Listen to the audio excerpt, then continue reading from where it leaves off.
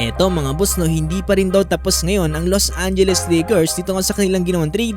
Dito nga para sa pagkuha kila Dorian Finney-Smith at Shake Milton. Dahil hanggang sa ngayon daw mga boss ay tina-target pa rin nila na makuha ang big man na si Jonas Valanciunas. Grabe to mga boss no, sino nga ba ang pwedeng maging kapalit dito nga ni Jonas Valanciunas para dito sa Los Angeles Lakers? Gaano nga ba kalaki ang magiging ambag niya mga boss para dito sa LA? Tara't pag-usapan natin yan.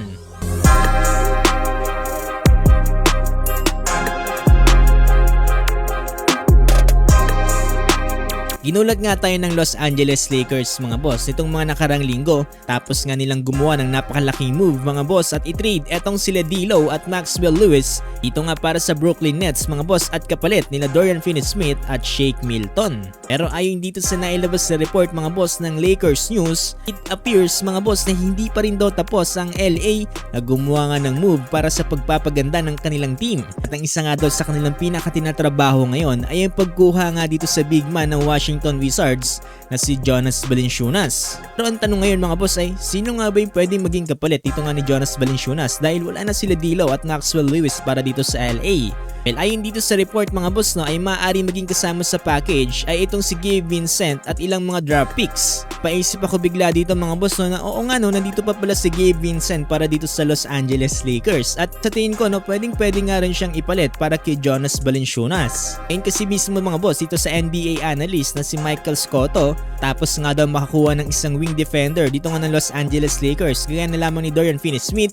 Ang next target naman daw ngayon dito ng Lakers ay makakuha naman ng isang backup center para nga maging katulong naman dito nga ni Anthony Davis. Kaya ayon nga mismo sa kanya mga boss, the Lakers will continue to try and acquire Wizards center Jonas Valanciunas.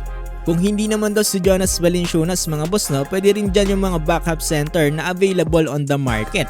Pwedeng tapatan mga boss ng kanilang future second round draft capital at ito ngang si Gabe Vincent. Ayon din dito sa report mga boss no, na mukhang wala nga daw makakapigil dito nga para sa Los Angeles Lakers completing the trade for Jonas Valanciunas. Totoosin mga boss na talagang sulit to kung sakasakaling makuha dito ng Los Angeles Lakers at magiging napakagandang backup center nito para nga kay Anthony Davis. Dahil sa ngayon mga boss, etong si Jonas Valanciunas ay nag-a-average ng almost 12 points, 8 rebounds and 2 assists, shooting 55% mga boss from the field dito para nga sa Washington Wizards. Itanong nga rin dito kay Jonas Valanciunas mga boss no, kung ano nga ba daw yung masasabi niya patungkol nga dito sa mga trade rumors niya dito nga para sa Los Angeles Lakers. Sabi niya mga boss, nakafocus daw siya ngayon dito nga para sa Washington Wizards dahil sa malaking tiwala na ibinibigay nito sa kanya. Pero kung ano nga ba daw yung magandang opportunity na ibibigay sa kanya, talagang tatanggapin niya naman daw ito. So far mga boss ay nakafocus nga daw siya dito sa kanyang paglalaro para nga dito sa Washington Wizards. So yun mga boss, ano masasabi niya patungkol dito no? Solid na solid itong si Jonas Valanciunas kung sakaling makuha dito ng Los Angeles Lakers.